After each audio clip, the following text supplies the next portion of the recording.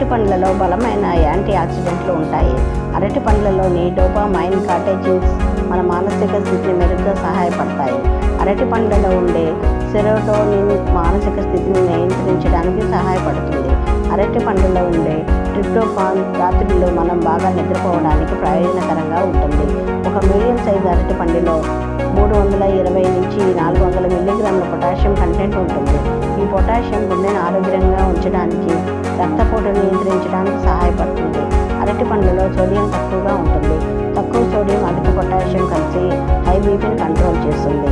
అరటి పండ్లలో ఫైబర్ పుష్కలంగా ఉంటుంది. ఇది జీర్ణక్రియను మెరుగుపరుస్తుందని నిపుణులు చెప్తున్నారు.